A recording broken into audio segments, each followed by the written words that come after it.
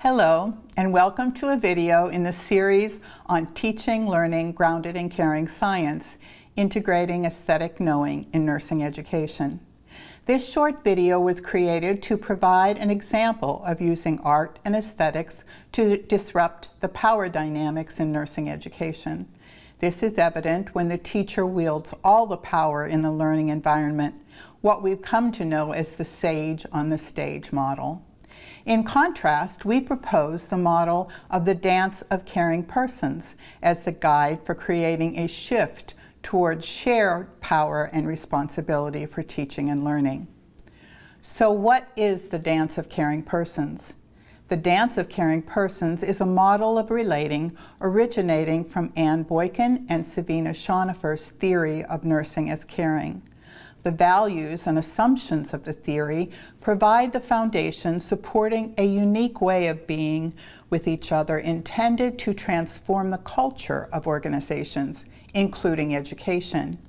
It has been used to guide the teaching learning process in the Christine E. Lynn College of Nursing at Florida Atlantic University, among other places.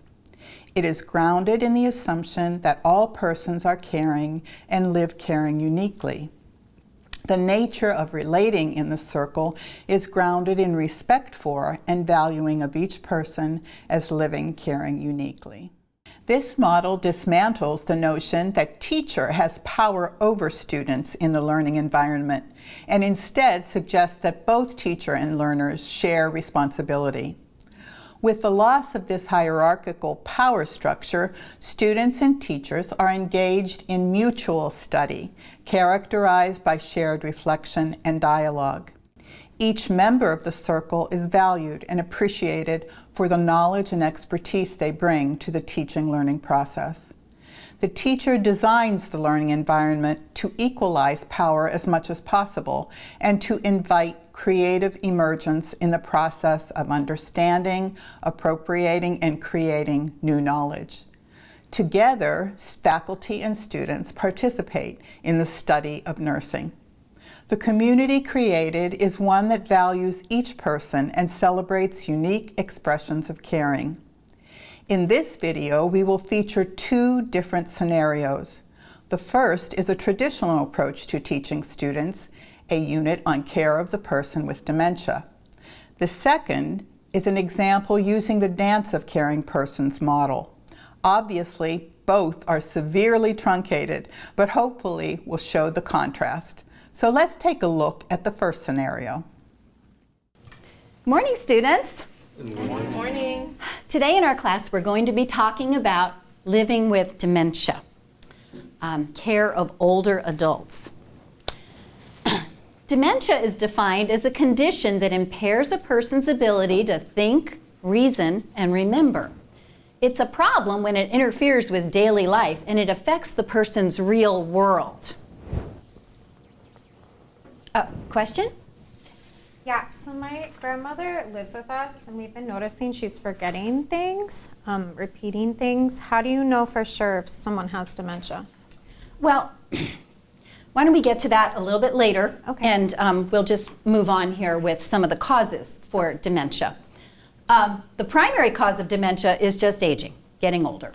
The symptoms of dementia are difficulties with memory, language, problem solving, and other thinking skills. Yes, question. My great aunt has Alzheimer's and my grandmother says it's from drinking too much coffee. Is that true?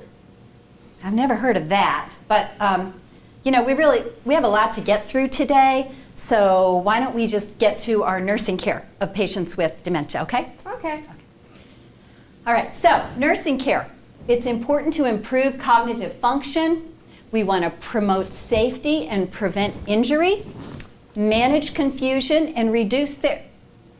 Yes, question. Last week, I had a patient assigned to me in clinical who had dementia. I was afraid of taking care of him. What if he got confused and aggressive? I didn't know how to talk to him if I can't really understand anything he's saying. Well, there's nothing to be afraid of. It's just a patient. I mean, you're a nurse. You're supposed to be learning this. Okay. Now, let's get back onto our nursing care. And really, once you all have seen this and you've read your textbook, If you still have questions, come to my office hours and we can talk about it. I will set you straight, okay? Okay, so we're now going to talk about nursing care. We want to promote their independence as much as we can. Here is the second scenario, one that is guided by a caring, science-based model of teaching. You'll notice that it reflects the dance of caring persons and aesthetic knowing that invites a deeper understanding of the nurse and patient living caring. The scenario is based on an assumption that the students in class have had some foundational information on the theory of nursing as caring. Good morning, everyone. Good morning. Good morning. It's good to see you all sitting here, smiling, coming in, getting settled. Let's take a moment to kind of set our intentions and get ready for this class. Make sure your phones are put away, silenced. Let's take a couple deep breaths. Today, we're going to begin our study of patients with dementia by talking through a poem that was written by a nursing student named Jamie Castaneda.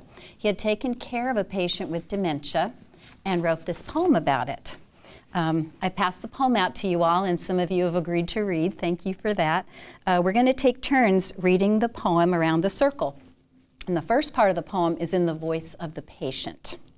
So as you read your poem, imagine that you are this person, that you are the patient. And then when it's time to read the nurse, imagine that you are the nurse, okay? Good. See me, I am still here, holding on to reality as tight as I can. Reality to me is like water in my hands. I see it seeping through my fingers. Talk to me directly and not over me. I'll tell you all about myself as soon as I can remember. Who I am. I can take care of myself, but those people that appear in my living room upset me, they won't go away when I tell them. I am sorry. I keep making a fool of myself. My mind is betraying me. Sometimes I don't even remember those I love the most. I am leaving. I, who once fully occupied this body, am slowly abandoning it like a house where nobody lives. Or perhaps hiding deep within it, away from its physical existence, deep into the darkest corners of myself, reaching out for every bit of light that might connect me with the moment, with the now. What can I do? Who or what should I hold on to? I am scared. Who am I becoming? Where am I going? I am scared. It is all happening right in front of my eyes, and there is nothing I can do. And now, listen to the voice of the nurse in this situation. And as you're reading, imagine that you are the nurse taking care of this man. I'm looking at you and saying to you, I see the desperation in your eyes and the helplessness reflected on your flat facial expression. I see a human being fighting for his place, a moment in time, to whom, given the ability of expressing himself, is being denied. I see a lost soul, like a ship being abandoned, to be left afloat in the middle of the ocean, wandering through eternity, for you will not know whether you are dead or alive. I see a man fighting a losing battle, betrayed by his very own body. I see all that you are and more. However, I want you to know, my friend, that you are not alone in this battle. I'll be that ray of light and I'll guide your way. I'll be the bridge connecting you with the moment and the now. I won't let them upset you, and I'll support your independence with my guidance. Thank you. That was beautiful. Let's reflect on the words that we heard of the person and the nurse in this situation. How does the nurse come to know the person experiencing memory loss in this poem? Rather than responding to the person as an object with a focus on dementia, the nurse hears the person expressing courage and hope that he will be known as a person. The nurse responds to his call for connectedness. Yes, as we come to understand how we and others express caring through Meyerhoff's ingredients of patience, hope, trust, courage, alternating rhythms, knowing, honesty, knowing the patient is enhanced. The nurse became the bridge to nurture and support what mattered to the person. The nurse touched him, took his hand, affirmed he heard him, and offered himself. The nurse provided a safe and welcoming environment, both physically and emotionally. Yes, the nurse must demonstrate understanding of the disease, but beyond that, the nurse has to see the person as someone seeking respect and dignity and connection and living out their life situation. How does listening to this poem deepen your understanding of caring? For me, the poem shows how caring is lived uniquely. The patient was fearful and lived hope, trust, and courage that he would be heard. The nurse lived caring through being authentically present, listening, and supporting the person's call for independence and respect. How have you come to know persons with dementia and nurses caring for them differently through this poem? I learned the importance of courage, intention, and authentic presence in coming to know the other. I also learned that to truly nurse, you must enter the world of the person cared for. That is so true. That aesthetic representation beautifully reflected the art and the creativity in caring. In this video, you were able to compare and contrast two models of teaching the same content to nursing students. In the first scenario, the teacher is the expert with the power. She's teaching by reading her PowerPoint slides to the students, holding student questions to the end of class, and not picking up on cues that could lead to rich dialogue and learning. In the second scenario, the faculty is guided by the dance of caring persons. The environment is conducive to learning and growing together in studying caring. Everyone is in a circle. The faculty member opens class with a poem and invites reflection and dialogue for a deep understanding of caring lived between the person and nurse.